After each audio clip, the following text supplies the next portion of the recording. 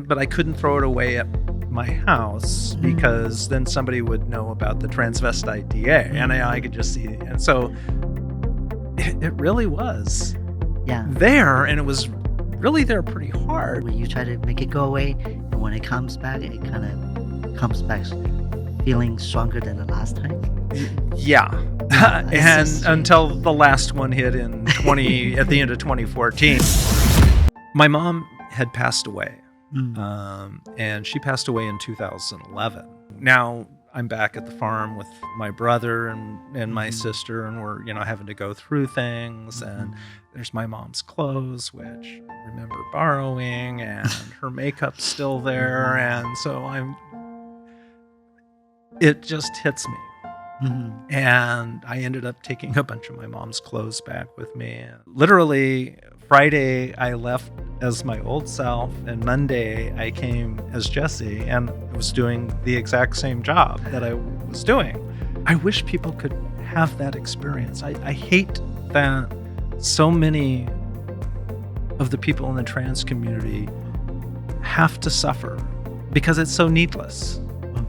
If people would just take the time, do a little bit of acceptance. This is the Transparency Podcast Show. Welcome back to the Transparency Podcast Show. I'm your host, Xiaohui Cheng. In our trans community, it's very unique because we have so many different walks, people, different type of people, different career. And it's very unique because usually you don't meet people outside of your career or related to, let's say, your background culture. So today, I'm very honored to have a very different guest, special guest, and she's a attorney, and she's a trans, of course, and her name is Jessie McGrath. Welcome to the show. Hi, Shelby. Hi, how are you doing? I am doing fantastic. Thank you for driving all the way from the valley to Long Beach to do this show with me. Oh, I'm so looking forward to it. So, as I mentioned, you're an attorney, you're a lawyer, but we're going to start all the way from the beginning. You want to introduce yourself? Tell us a little bit of your background. Yeah, well, I'm Jessie McGrath, and I have been a deputy district attorney for Los Angeles County for the last 35 years. So that's when you're 20. and I transitioned on the job, I guess it was 8 years ago now. And so it's been a great job, and they've been actually really good towards me and my whole transition and stuff. But it was kind of a shock when I finally realized I was trans, and it was kind of a shock to everybody around me. So when you say it's kind of shocked, though, that mean like you don't show any sign, or let's just go back to maybe to your younger self, like in your 20s, do you feel anything different, like in the gender? Oh, I knew as a girl when I was a young child. I mean, I got in trouble in kindergarten for going to take nap time with the other girls. I was told I couldn't do that. And I was like, well, why? I'm with my friends. And it was, so it was very early on in me.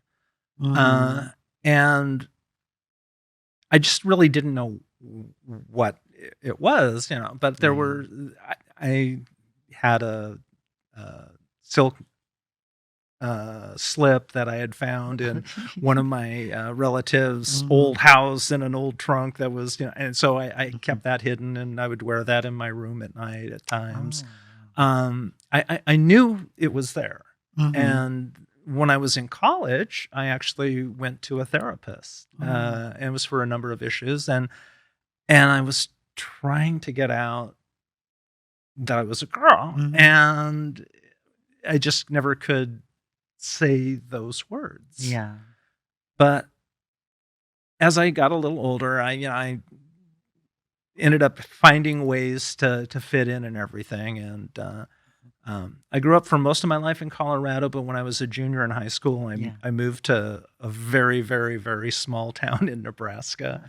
We have like 65 people. Wow. I had Okay. 33 people in my high school graduating class. Wow. And so being 6'2" Mhm. and being fairly athletic, I was told I was joining the football team, so I ended up becoming a 3-sport letter person, the vice president of the student council, leading the school play. I mean, all kinds of stuff. Yeah. And I was trying to fit in, but I Okay. still had that secret and Inside of you, huh? occasionally taking my mom's makeup and doing my eyes, Okay. and then I ended up going to law school, and I ended up getting married in law school. Okay. So when you got married, is it to a woman? Yes. And did she knew anything about your Jesse side? No, because I never could discuss it with anybody. Okay. And so there were a few times in the marriage when she was gone and the kids were all out of the house, and I would put on one of her dresses and I would use some of her makeup and do my eyeliner and but I kept pushing it away, Right. that it was wrong, that Yeah. it was not it was sinful, whatever. Yeah, I think that's related to many people, including myself. Like when I first felt that way, like you said, I didn't know what's that feeling about. And at first, I just thought I might have some gay issue, put it that way, right? And I didn't tell anyone as well. And so I think that's a norm. That's most of people's us girls' journey. Yeah, Yeah. to me, I tell people the hardest person to come out being trans to was myself, because I didn't want, I couldn't see myself that way. I mean, I would envision at times, yes, but I Right. always made it go away. I mean, there was a time when my ex-wife got a job in Colorado, and I was still in LA working in the DA's office, Right. and I got some I got some camisole or something from Big Lots and some makeup and, Right. and wore that and stuff. And then, I had to purge that eventually. But I couldn't throw it away at my house because then somebody would know about the transvestite DA and I could just see. And so it really was Yeah. there, and it was really there pretty hard, but I was always managed to make it go away. Okay, so when you mentioned go away, because I personally have that experience before, like try to, because I date girls before, and I was thinking, okay, I got married at late 20s, and I'm thinking, okay, maybe this feeling will go away, which it did for a short time, and then it came back actually stronger. Do you have that experience, like when you try to make it go away, and when it comes back, it kind of comes back feeling stronger than the last time? Yeah. Yeah, it's And so strange. until the last one hit at the end of 2014, and then it was like, You can't hide anymore, right? why does this keep coming back? Why do I keep feeling this way? Why is Right. this? And so at that point, I finally got online and started doing some research and looking, and I was like, oh my God, this explains so much. Wow. This is like, it was like a mass revelation. And I ended up, going from buying sporting stuff on Amazon to breast forms and bras and makeup and dresses. And suddenly it was like back so hard. And so it took me a while, but I finally got online. I looked around and read a lot of literature on the stuff. And it was like, wow, it all makes sense now. It all kind of came together. And so the first person I came out to was a cousin of mine who I grew up with. She's only a couple months younger than I. And so we grew up on my grandparents' farm a lot. We were together a lot. And I got the courage up, I think it was shortly after Christmas. And I asked her if I could tell her something if she promised she would never, ever, ever, in a million years, tell anybody at all. This is like the most top level secret. And I sent her some pictures. Oh. And what's her reaction? And she goes, very beautiful, great skin, and that's you? ? And she goes, wow, these are great. How long ago did you have these taken? And it was like last week. She was so great because when I told her, she was like, oh, it all makes sense now. So it wasn't only me. Yeah. It was one of the people I was closest to in the world understood it. Right. So because I heard this thing recently because somehow it says our society, because we have so many single parents, for example. I'm not sure if your family tradition, are they? Because for my personal experience, my dad wasn't really around growing up. Like he came here like when I was 3. So the documentary I was watching or some YouTube video, they were saying our society, because of that reason, and a lot of male are more feminine these days, or missing the the masculine part of it. So I'm not sure if that's what I heard. So how's your family react to your transition? Well, are they surprised? My parents got divorced when I was 8, but my dad, but I was a girl before they got divorced. Right. So I'm like, I don't think it's that part of it. But they got divorced when I was fairly young, but I was always a sensitive kid, and I always emotional, and it was, and that's why I think my cousin, she goes, oh, it's so obvious now. But my mom had passed away, and she passed away in 2011. And so in 2014, we were going to go back to the farm and go through my mom's stuff, because my stepdad had never gone through her things, because he wanted us to do it, and he wasn't ready for it. So, 3 years later, we made plans to go back in the summer, and then he got sick, and then he ended up passing away in September. Wow. And so now I'm back at the farm with my brother and my sister, and we're, having to go through things, and there's my mom's clothes, which I remember borrowing, and her makeup's still there. And so it just hits me. And I ended up taking a bunch of my mom's clothes back with me and stuff. And it was, that's when I did that. So, unfortunately, my mom, who always knew she had a daughter, I think she really did. I think she found some of my stuff. I think she had to have known. Yeah. But so she never got to meet Jessie. But my dad, who's now 85 years old, he's actually been really, really good. He sends me birthday cards, Christmas cards, so to my daughter, and writes incredibly beautiful messages in there for me. And so he's really, really good about it. Yeah, my mom actually just passed away 2 months ago. Oh, I'm so sorry. Yeah, no worries. So what you just said is really reflect. I can make the connection. I understand, and it's. Once she passed away, I suddenly realized a lot of things. Like, I feel that she built this invisible bridge for me, and once she's gone, I can see it clearly now.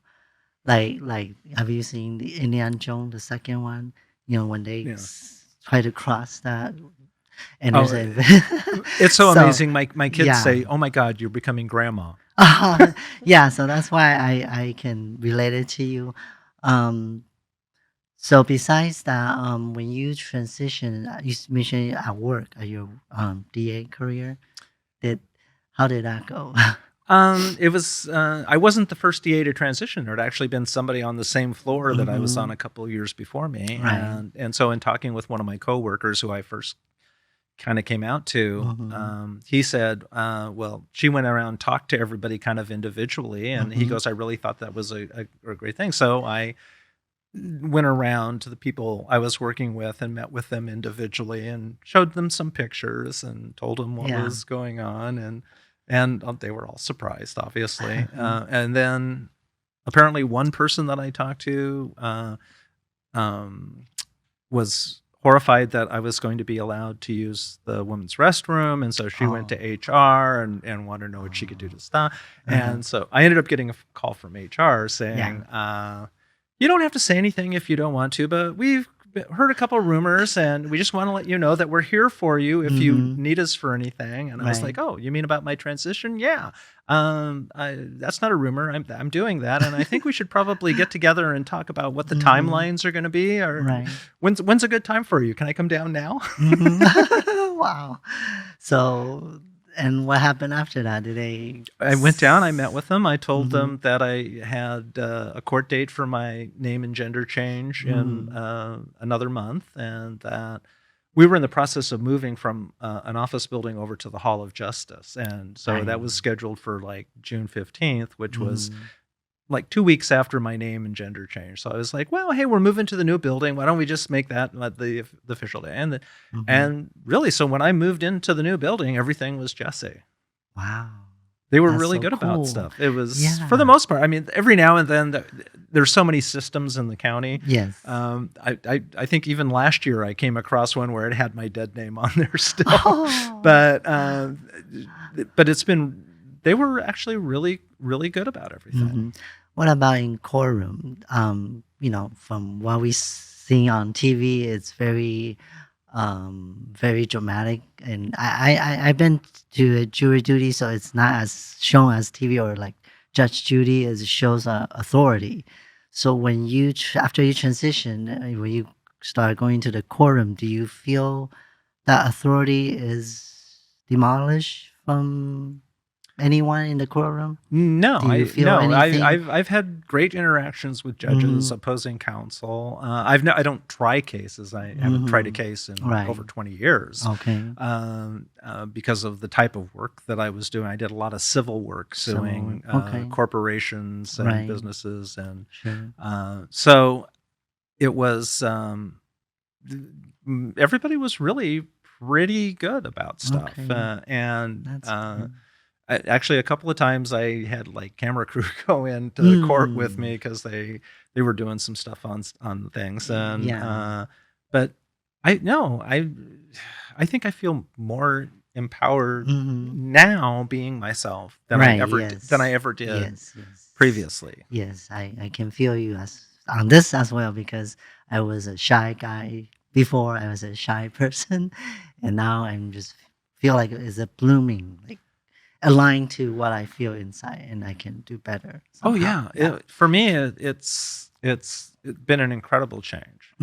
I think I had 213 friends on Facebook, on my old one, and I think I have, between friends and followers, like 6,000 people on Facebook now. So I interact so much more with people. Your online preference is very creative, I noticed, because I seen you in the kitchen cooking, showing cooking show, and then you also play guitar, right? Yeah. And then the clock walk. The cloak walk, we used a famous one. That was always fun, because there was nothing funner than having like 15 drunk hot gals in lingerie stuff walking down a couple blocks on Hollywood Boulevard. It was such an amazing time and experience. I absolutely loved that. But yeah, I sometimes do cooking with Jessie on my Facebook Live. Yes. And we had the Slayevich sisters, which was a Russian group of Russian spies comedy group that I did with my roommates. And so I try to be a little bit creative. And I have kind of two personas. Like on Instagram, I have two Instagrams. I have one that's my work Instagram that is like mostly for professionally related things. I try not to get too, and then I have my cloak walk Jessie one. So, and that's got a lot more followers. So I see you bring your creativity onto your body, your tattoo, your ink. Do you design all of those tattoos on yourself? I have a very, very amazing tattoo artist who's over in on York Boulevard in Highland Park.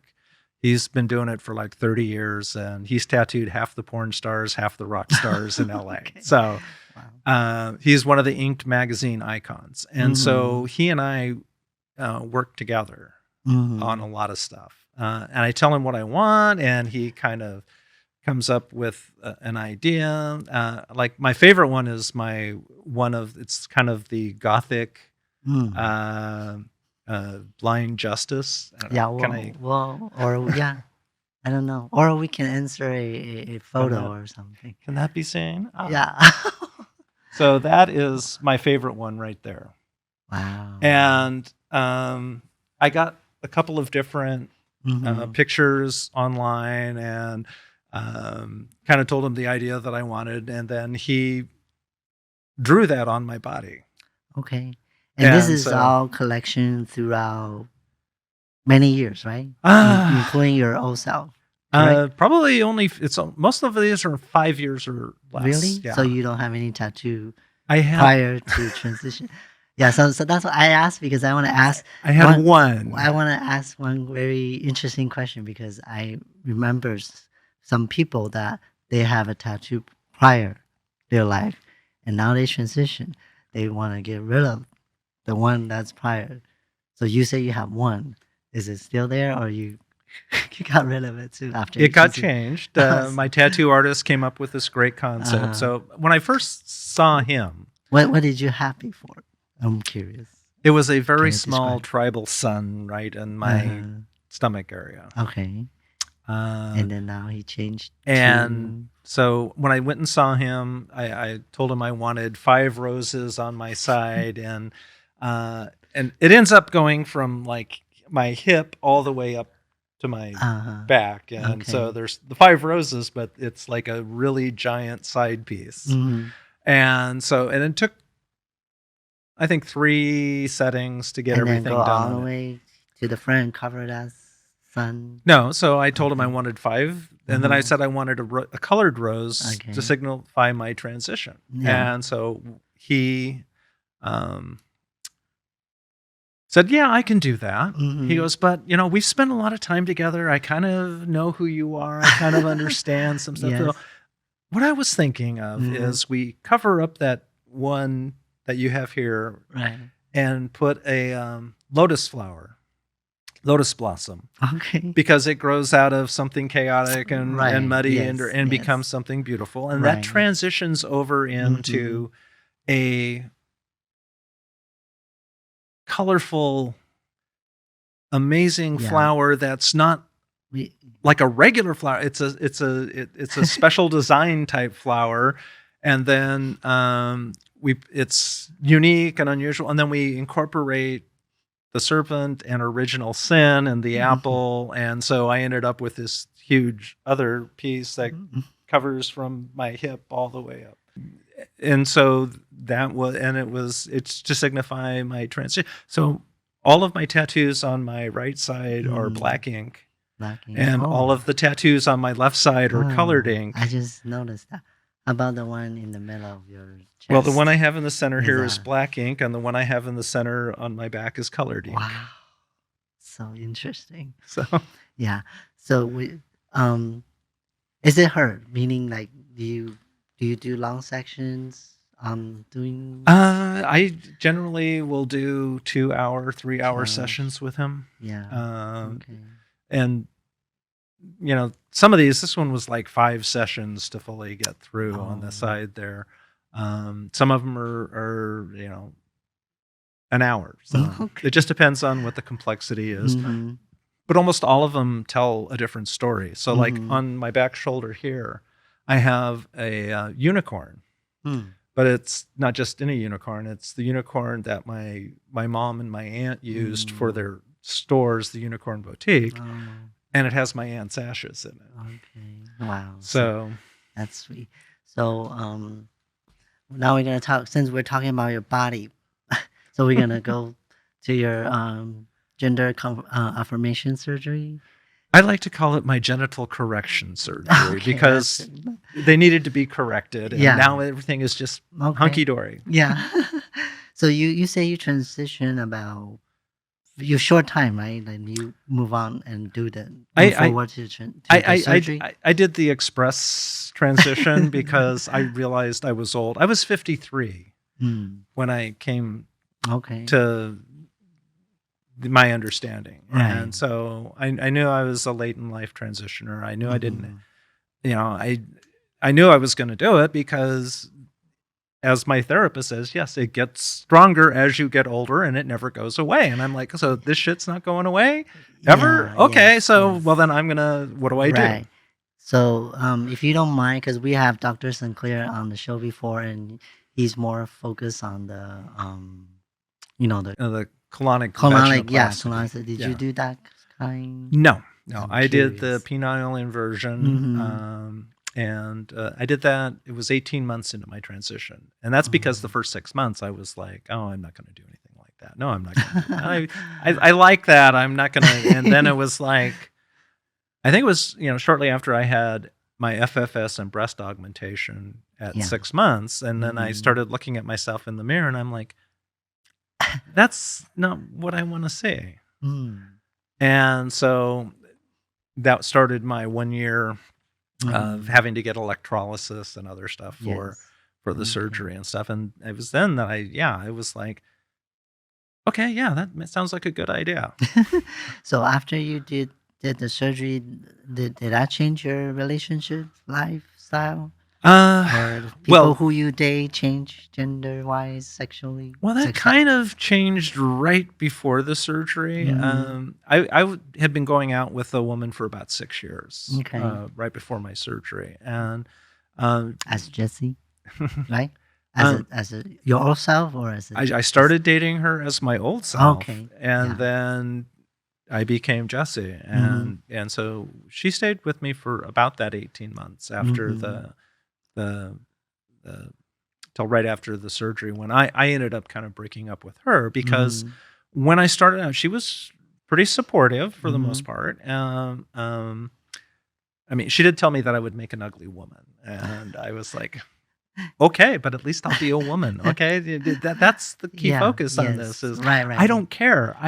I'm gonna be what I'm gonna be. I just get to be me. And then she wanted to make me promise that I would not be attracted to men. And I was fairly well versed at this point in statistics and other things in dealing with what trans people go through. And I knew that there was a fairly good percentage of trans women who, in going through their transition, change who they're attracted to sexually. Yes.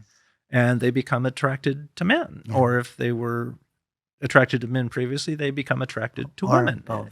It goes all different ways. And so when she asked me that, I was like, look, I'm trying to be as honest with you as I can in this whole process. And I said, I can't tell you that I won't do that because I don't know. I don't know if I am in one of the percentage that does that.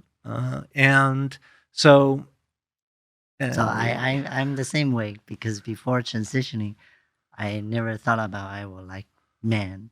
And after transition, I only date men, which I stopped attracted to women in that way, romantic way. So what happened after you broke up with her? Did you find somebody? And part of the reason, I mean, I don't think she really liked women all that much. So as I became more and more feminine, I mean, she wouldn't touch my breasts, which look, I'm a woman. You're my sex partner. You're supposed to touch them, okay? And it's like, so she was not into. Oh, I have no doubt she loved me, but I don't think she was attracted to me at that point. And then not sexually attracted to a woman. And she had always said that the one hard line in the sand was that she didn't want me to be attracted to men. And so when I started becoming attracted to guys, and I couldn't do that. I could not say I'm not. Right. And Yes. so that's why I ended up breaking up with her. And Okay. that was like 4 weeks after my surgery. And Okay. then I lost my virginity 2 weeks after that. Wow. That fast? I thought you have to wait until 6 months or something. That's what I Well, heard. the doctor said 8 weeks, but 8 weeks? Oh, so But- why am I getting that 6 months from maybe? I was kind of think I have to be a lady monk for 6 months. I was putting dilators in there, and so I thought, well, what's the difference? Exactly. So now you made a good point. And so I ended up losing it to another trans woman who I dated for about 4 months, 5 months. Okay. But she's doesn't have the bottom surgery yet? She had not had bottom Okay, surgery. got it. And she never will, because she passed away a couple of years ago, Oh, unfortunately. So many people pass. Yeah. Yeah. Yeah. That's Okay. what some of my tattoos are, Wow. memorials to my friends who've That's passed. gonna so. grow. We're gonna have more. I'm sure, right? More ink. Well, because I lose too many friends. It's Yeah. something that's not good in the Okay. community, and Yes. either through the violence that Mhm. where they're Violence, killed, or hate crime. the self-violence, Yeah. and the Suicide. suicide. Mhm. It's truly Or- heartbreaking. Yeah, was it alcohol abuse, drug abuse? Those are also a larger number of the. And we then, lost and friends. then I Yeah. think there's also a lot of medical problems, because a lot of Mhm. trans people tend to avoid going to the doctor.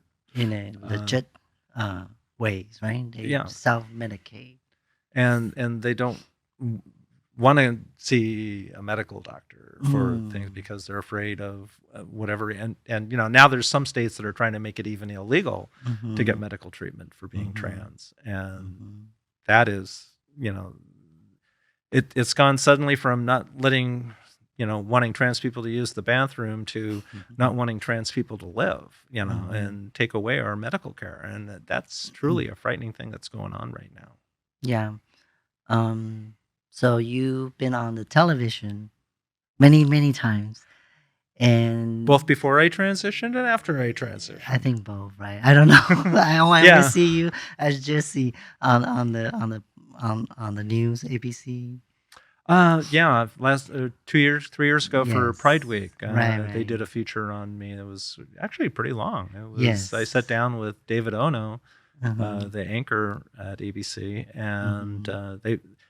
I think we talked for somewhere around like an hour and a half, and they actually put the entire interview up on their YouTube page. So Yes. So, and you are also planning doing some shows. Can we have a little bit? You don't have to say a lot, but just a little bit. okay, so a couple of years ago, Mhm. out of the blue, I get a phone call at my office Mhm.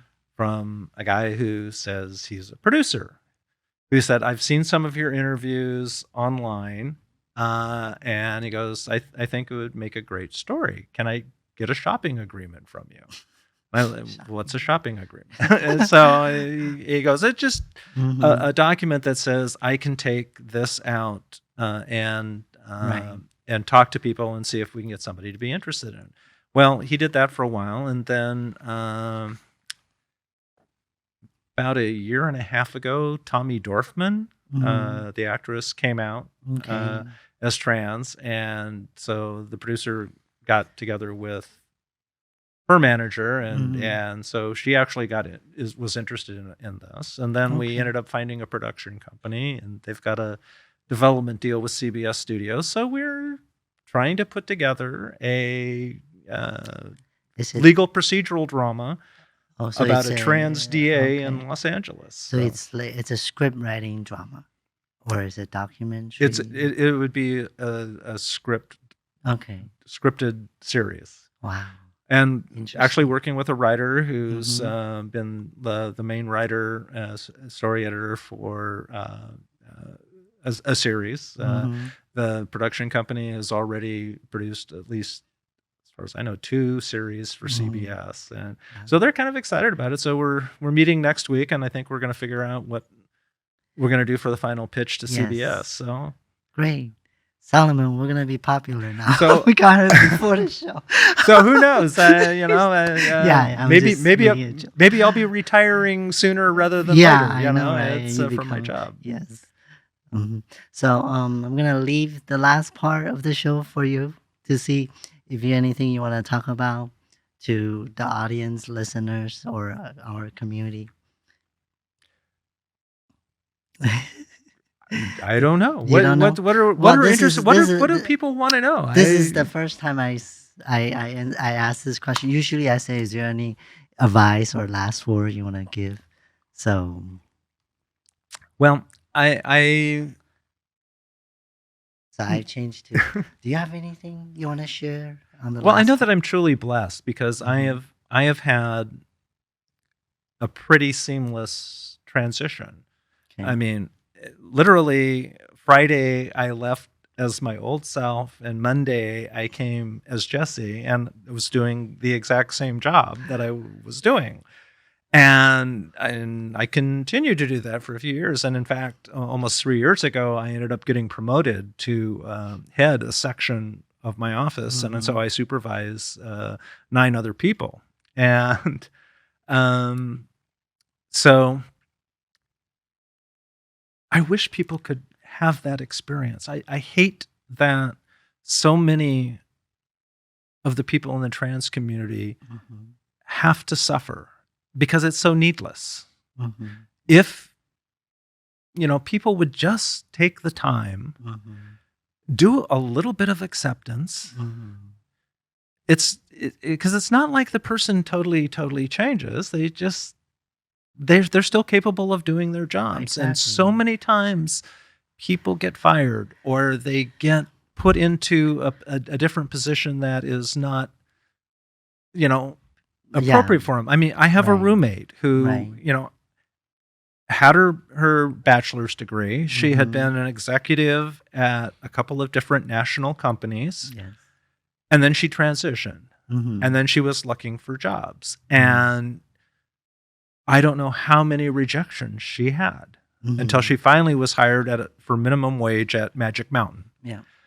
And talked about here's that somebody who's before. been an executive who Mhm. has a degree, who is being forced to work a minimum wage job at an amusement park when she's a talented, amazing individual. Mhm. Now, she has gone on and got additional places that she works for. She now works for the LGBT Center and is getting her master's in psychology and is going to become a therapist. So, Nice.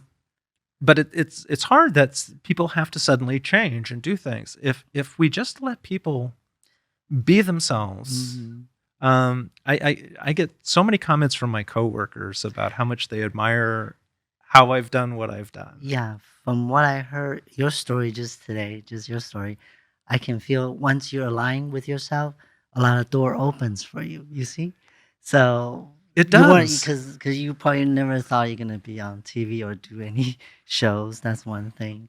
Yeah, see, That So- was not my part of my retirement plan initially, but so that's same experience to me as well. So it somehow just opens a lot of door once you get acceptance and once you have people who support you, which in my case is my mom, and that's why you and I can open up and show people there's possibility. So when the story like what you just told, it's kind of just compress a person's ability or potential, yeah. right? And so that's why people need to learn our stories. Let us tell our own stories, not the other media or social media platform. We can tell our story on our own, and so other people can really see through what's a trans person is about. It's just not changing clothes or switching, from pants to dress. It's not just that. It's so Yeah. much more. It's so much internally Yes, that inner. I suppressed in myself that I Mhm. now don't have to. That makes me a Exactly. much more effective person yeah. on a Yeah. person to person level because I'm not having those having to Right. live a lie. Right. Just like what you mentioned about your tattoo here. Right? Yeah. Exactly. So thank you for coming to the show with us today. You're gonna have to come out sometime and do like a remote Jesse's hot tub war. Okay, I will. And good luck to your show. And Thank you. if you need any of my help, because I've been doing production before, reach out. But I'm sure you have good people on your side right now. So thank you, and we'll have you back next time when you are already on the drama, okay? When I'm nominated for an Emmy. Or Oscar. Alrighty, thank you. Thanks. We'll see you guys again next time. Bye.